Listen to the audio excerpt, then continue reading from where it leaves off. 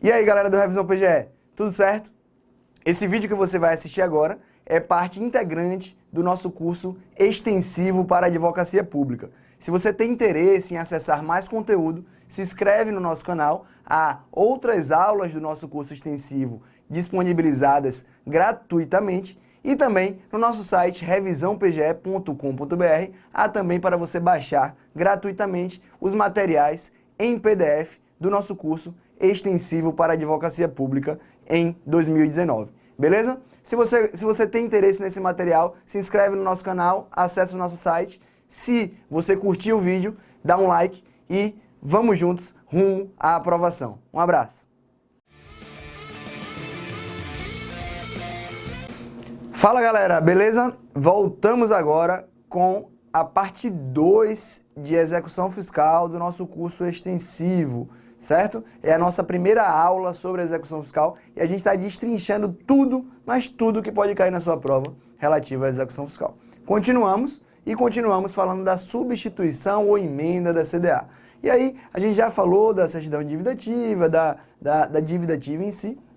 E aí, e se houver algum defeito na certidão de dívida ativa, ele pode ser corrigido ou não. Para isso, existe a súmula 392 do STJ, que ela traz uma repetição lá do artigo 2º, parágrafo 8º da Lei de Execução Fiscal, que fala em resumo o seguinte: até a decisão de primeira instância, a CDA pode ser retificada, desde que seja para correção de um erro formal ou material, vedada a modificação do sujeito passivo da execução. Esse é o ponto mais importante. Por que é vedada a modificação do sujeito passivo da execução? A jurisprudência entende que, se modificasse o sujeito passivo, na verdade haveria aí um novo lançamento.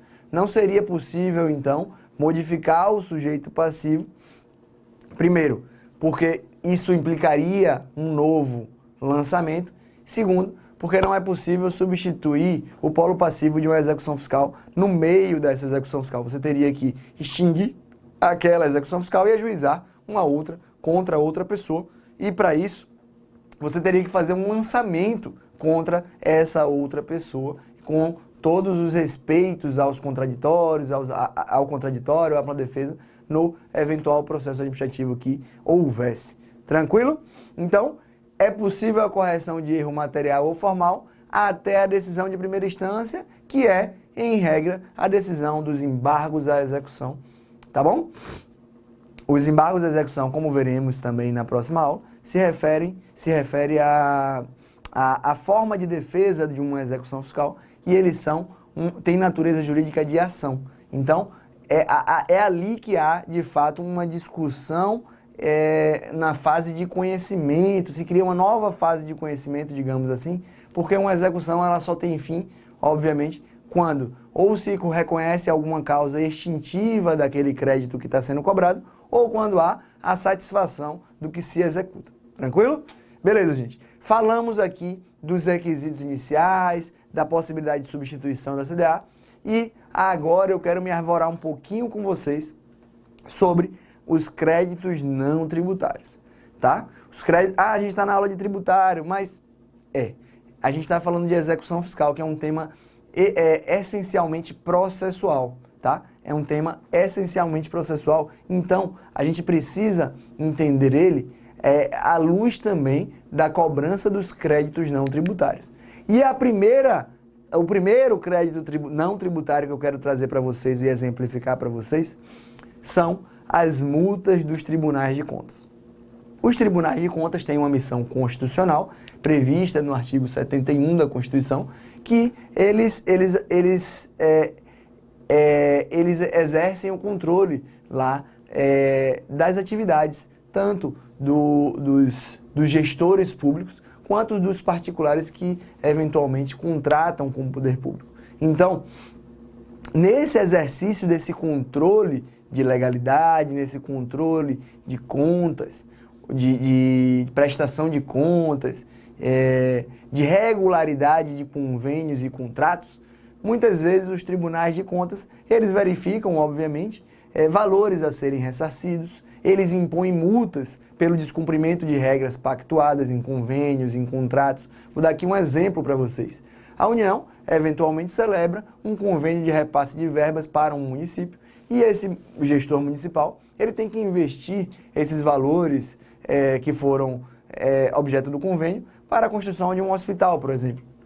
No final das contas, obviamente, ele tem que prestar contas da utilização daquele dinheiro.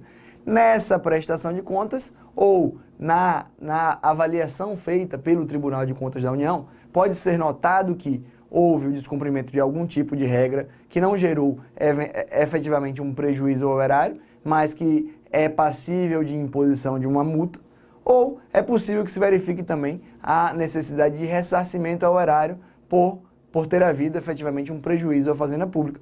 E essas sanções, elas são aplicadas pelos tribunais de contas. Elas são aplicadas pelos tribunais de contas e devem ser cobradas por alguém. E aí que entra a execução fiscal.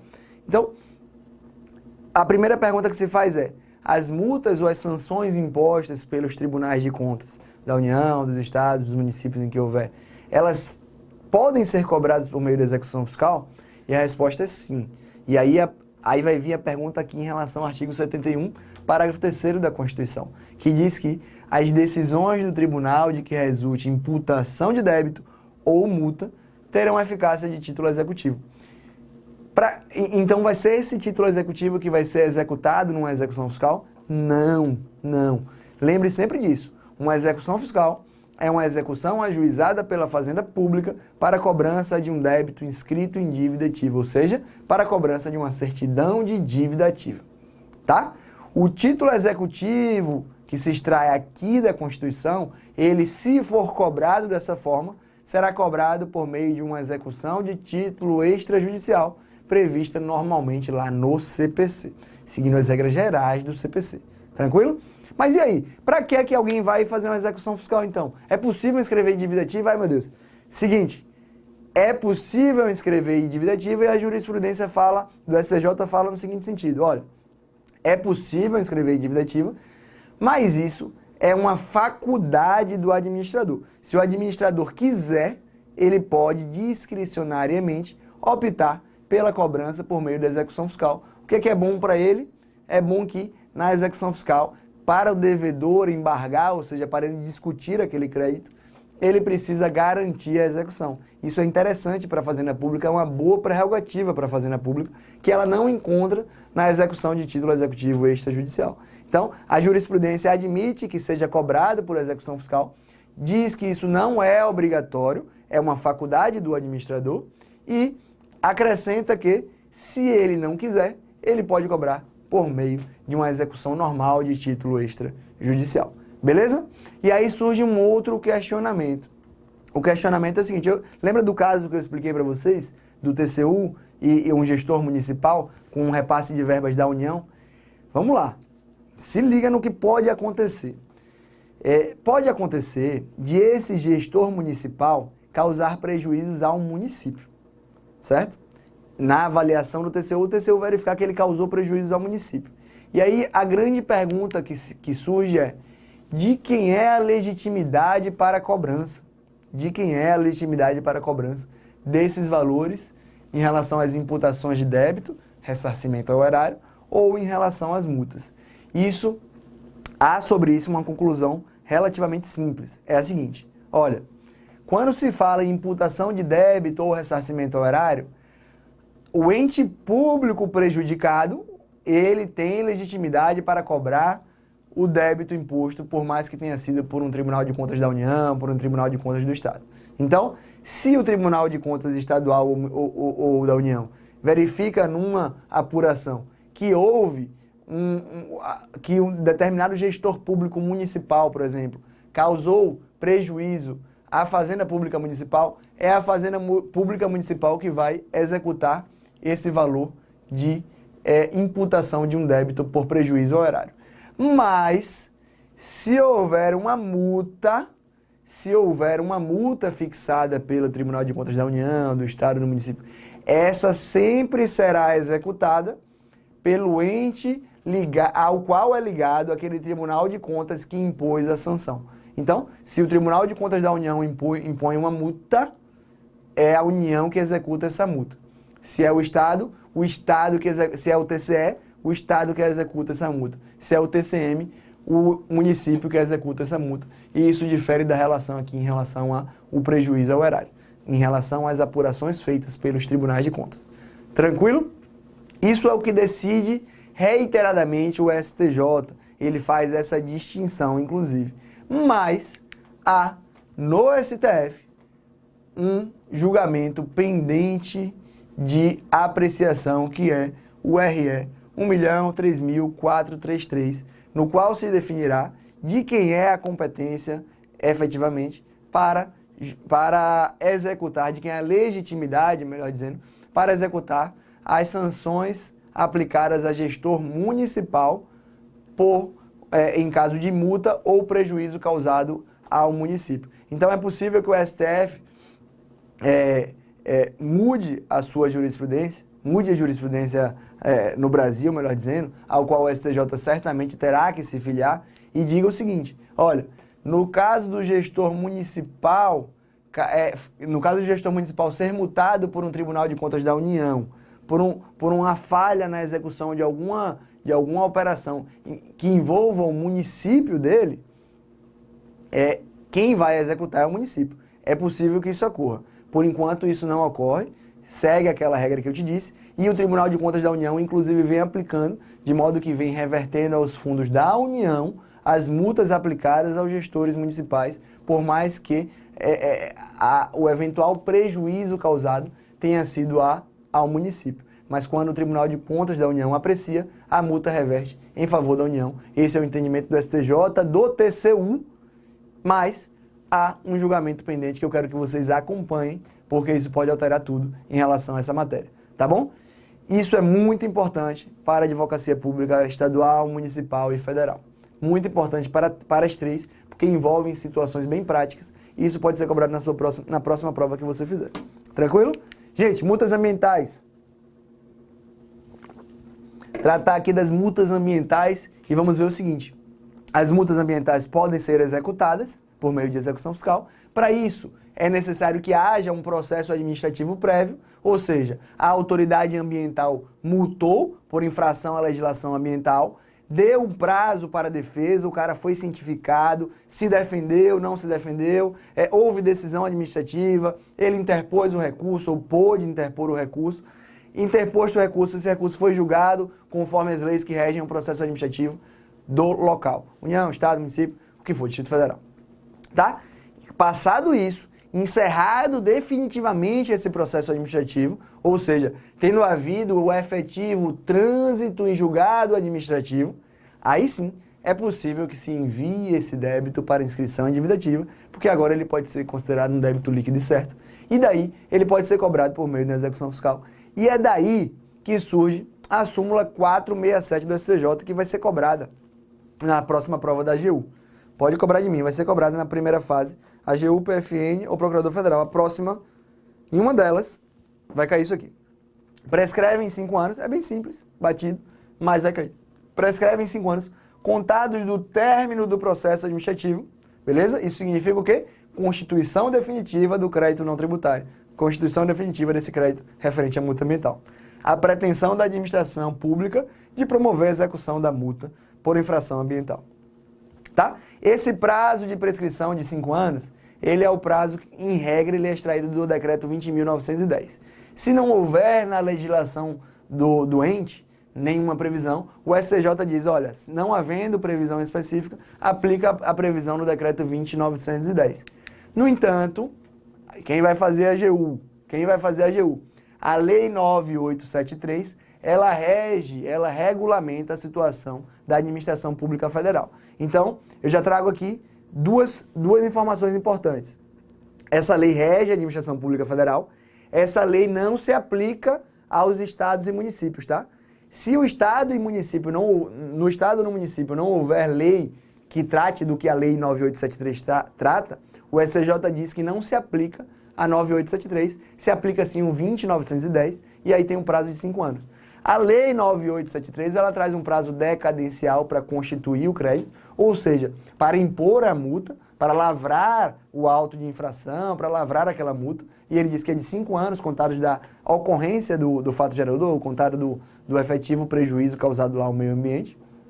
E ela traz também o prazo de 5 anos também, por isso que a súmula 467 também é aplicada no âmbito federal, o prazo de 5 anos também para execução, ou seja, para a cobrança daquela dívida, e esse prazo também se conta a partir do fim do processo administrativo, do encerramento daquele processo administrativo, tá bom? Súmula 467 se aplica a todo mundo, então, no final das contas, mas se eventualmente houver uma legislação do Estado ou do município que trouxer um prazo diferente, esse prazo é que tem que ser aplicado. Tranquilo? Então, vamos seguir. A gente falou das multas do Tribunal de Contas, das multas. Gente, eu bebo bastante água porque vocês não sabem, talvez, mas eu estou em Cuiabá. Cuiabá é seco demais, então a gente tem que beber bastante água, principalmente porque aqui no estúdio fica bem seco por causa do ar. Beleza? Então, vamos lá. Vamos falar de multas penais. Falamos de multas dos tribunais de contas, falamos de multas ambientais, agora eu quero falar de multa penal.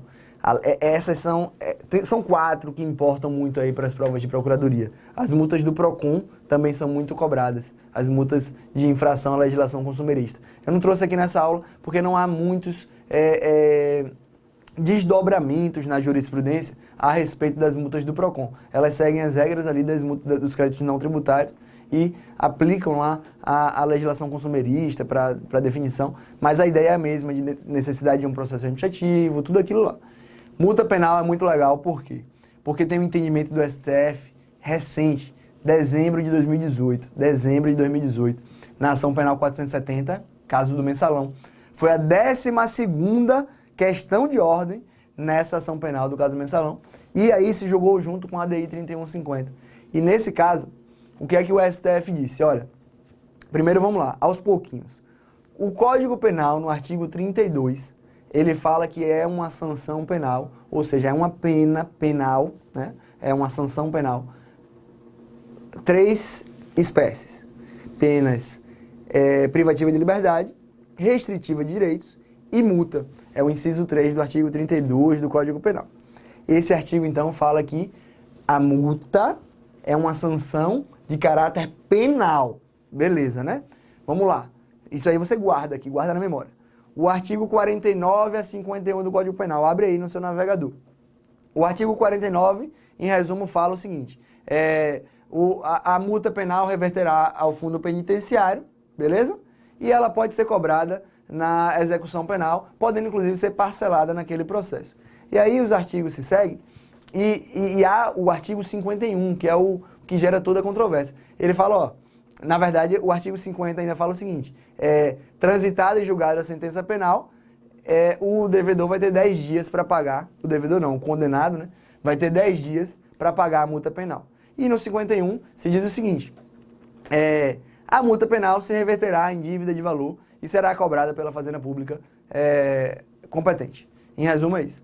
Então, houve uma divergência aí entre o Ministério Público e Fazenda Pública e a Advocacia Pública. A AGU defendia que as multas penais, pelo artigo 51, uma alteração que houve em 96, depois dessa alteração, elas se transformaram em dívida de valor, e daí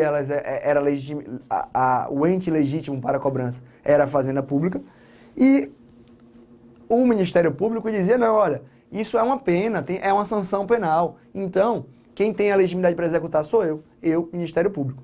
STF falou o seguinte, gente, o STF disse que a natureza jurídica é de sanção penal, porque está previsto na Constituição Federal. A lei de 1996 não poderia alterar a natureza jurídica que foi definida na Constituição Federal. Então a multa penal ela é penal e ela não pode ser tratada como uma mera dívida de valor. E quem tem a prioridade para a cobrança da multa penal é o Ministério Público. O STF falou que o Ministério Público é o ente prioritariamente legítimo para a cobrança das multas penais. Mas ele disse que se houver inércia do Ministério Público, e aí ele até colocou um prazo, 90 dias, se em 90 dias o Ministério Público nada fizer, aí sim a Fazenda Pública da União ou do Estado poderá executar essa multa penal. Mas quando é que vai ser a Fazenda Pública da União e quando vai ser a do Estado? Bem simples. Se for na Justiça Federal, Fazenda Pública Federal. Se for na Justiça Estadual, Fazenda Pública Estadual. Tranquilo? Entendeu? Isso eu aposto. Isso vai cair também na próxima prova da AGU. Aposto porque isso é um julgado de dezembro de 2018. Isso, a AGU deve chegar aí em 2019 e 20. Isso vai cair. Primeira e segunda fase oral. Garanto a você, garanto. E você já sabe, já sabe. Isso aqui é muito legal, muito interessante. Havia uma divergência que ia para um lado e ia para o outro. Ultimamente, as últimas decisões eram no sentido da Fazenda Pública. E o STF veio e parece ter colocado uma pá de cal no assunto. Tranquilo? Competência para a execução fiscal. Qual a justiça competente para a tramitação de uma execução fiscal? A execução fiscal, em primeiro lugar, tramitará no domicílio do executado. Artigo 46, parágrafo 5º do CPC. O CPC tem uma previsão que não tem lá no CTN, ou na Lei de Execução Fiscal. A execução fiscal será proposta no foro de domicílio do réu, no de sua residência ou no lugar onde foi encontrado. Isso já está no CPC, massa, né? Legal. Então, vai ser no domicílio do réu, no domicílio do executado. Ah, professor, e se o executado se mudar de domicílio? STJ tem súmula, tá no nosso material, tá no nosso PDF. O PDF tá muito bacana. Eu que fiz, tá bom, gente? Não é terceirizado, pra ninguém pensar que é terceirizado. Eu que fiz. E se tiver erro, inclusive, pode mandar, se tiver alguma eventual falha de digitação, qualquer coisa do tipo, pode mandar nas nossas redes sociais, @leovies ou @revisãopge, ou no nosso e-mail, contato@revisãopge.com.br. Será proposta no domicílio do réu e se o réu se mudar de domicílio, não há alteração da competência por causa da perpetuatio jurisdictionis, tá? Se aplica também o princípio da perpetuatio nas execuções fiscais. Tranquilo? Então, a execução fiscal tramitará no foro do domicílio do réu, mas na Justiça Federal ou Estadual. Aí depende da natureza do crédito que está sendo cobrado e da parte que está cobrando. Se liga, se a Fazenda Pública Federal cobra, artigo 109 da Constituição, se cobra na Justiça Federal. Se a Fazenda Pública Estadual ou municipal está cobrando, e aí você vai então para a Justiça Estadual. E aí vem um detalhe interessante. Se o Estado, eventualmente, ou o município, cobra um tributo federal, isso corre na Justiça Federal. Tranquilo? Mas a regra é a seguinte: Justiça Federal, União, suas autarquias. Justiça Estadual, municípios e estados e suas respectivas autarquias em relação às suas execuções fiscais. Tranquilo? Agora eu quero falar com vocês sobre a competência delegada prevista no artigo 109, parágrafo 3º da Constituição Federal, que prevê que a lei poderá permitir que outras causas sejam também processadas e julgadas pela Justiça Estadual. Causas de competência da Justiça Federal, em regra, poderiam ser processadas na Justiça Estadual por causa de uma previsão da Lei 5.010 de 66. No artigo 15, inciso 1, hoje já revogado, previa que os executivos fiscais da União e de suas autarquias, ajuizados contra os devedores domiciliados nas respectivas comarcas, tramitariam nos juízes estaduais quando naquela comarca não funcionasse uma vara federal. Então, supondo aí que lá em Ourinhos, Valinhos, sei lá, uma cidade do interior de São Paulo, não houvesse justiça federal. Naquela vara de justiça estadual, tramitariam os processos de competência originariamente da União, tá? O que aconteceu?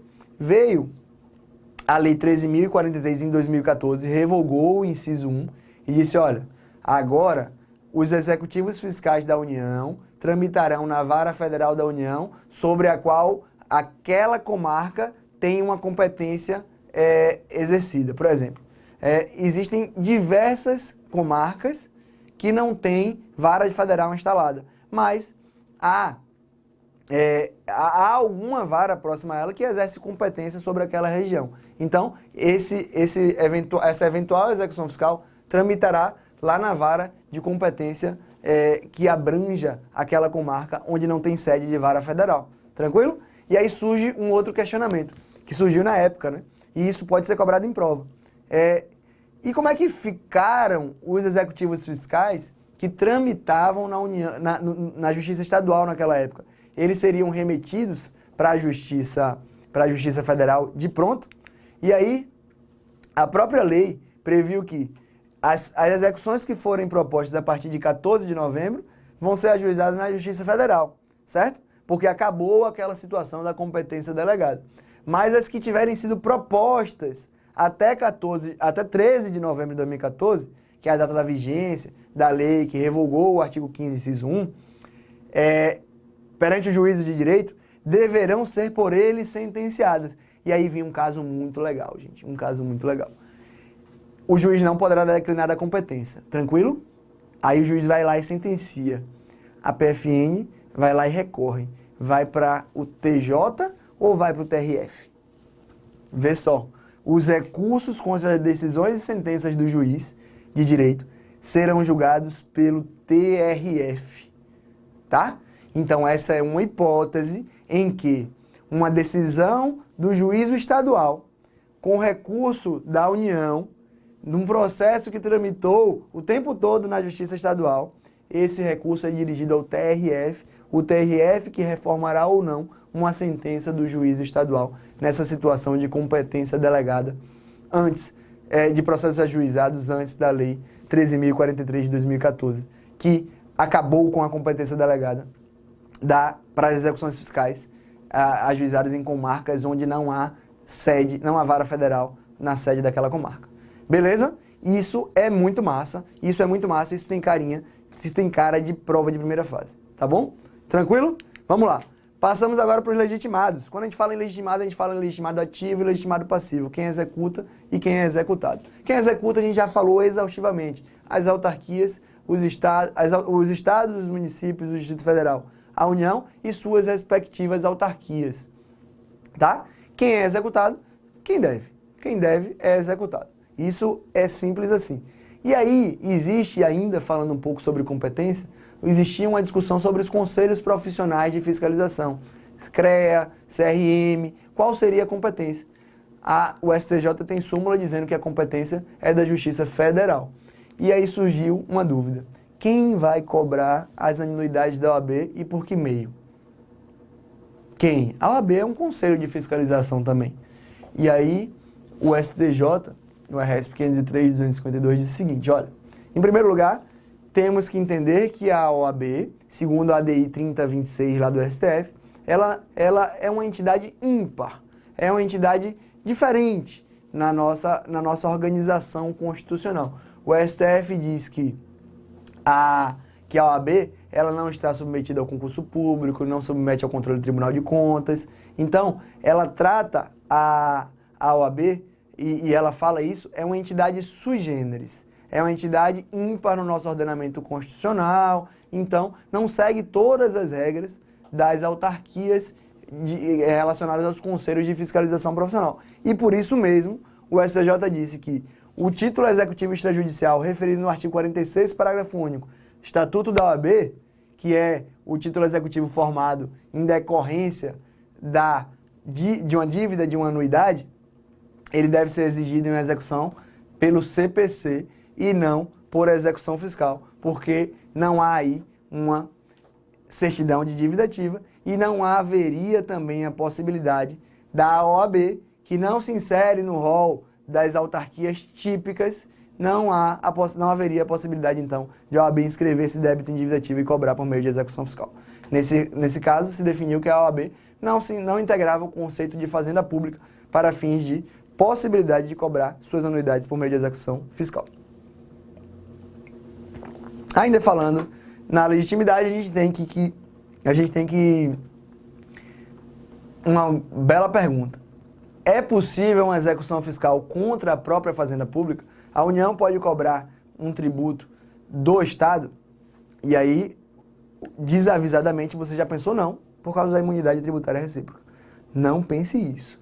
Imunidade tributária recíproca a gente já viu nesse nosso curso, já vimos lá no comecinho, que imunidade tributária recíproca somente se refere a impostos, Então é possível que a União cobre uma determinada taxa do Estado, que o Estado cobre uma determinada taxa do município, tá? Então, é possível sim que haja uma execução fiscal contra a própria fazenda pública. É possível que a União execute o Estado ou que o Estado execute o município. Isso é possível, só que essa resposta não pode ser dada só assim. Quando alguém te perguntar isso, você vai dizer o seguinte, olha, é possível sim uma execução fiscal contra a fazenda pública, porque a imunidade tributária recíproca se aplica somente aos impostos. Porém, quando há uma execução fiscal contra a fazenda pública, não se segue o rito das execuções fiscais. Isso porque as execuções fiscais prevêem a possibilidade de penhora de bens e prevêem a necessidade de garantia de bens para a oposição de embargos à execução, o que não se alinha com a regra constitucional prevista no artigo 100 sobre precatórios e sobre a decorrente impenhorabilidade dos bens da fazenda pública. Essa é a resposta ideal que você vai dar. E aí alguém vai te perguntar, o seu examinador lá na prova oral, ele vai falar assim, mas e por que a execução fiscal então? Se não segue o rito da execução fiscal? Você vai dizer assim, ó, professor, é porque, quer dizer, excelência, é porque eu chamo de execução fiscal tudo que for cobrado por meio de uma certidão de dívida ativa, certo? Isso é a minha definição de execução fiscal. Então, a execução fiscal, ela ocorre, mas o rito não é aquele previsto na Lei 6830. Eu tenho que seguir o rito da execução judicial, execução de título extrajudicial contra a fazenda pública, previsto no CPC, para que haja aí uma adaptação constitucional à situação da fazenda pública, que será citada então para embargar a execução e não para pagar, e não poderá ter seus bens penhorados em função da impenhorabilidade dos bens da fazenda pública. Tranquilo? Legal, né? Massa, leve isso para você, isso cai em prova. Tranquilo? É possível uma execução fiscal contra devedor falecido?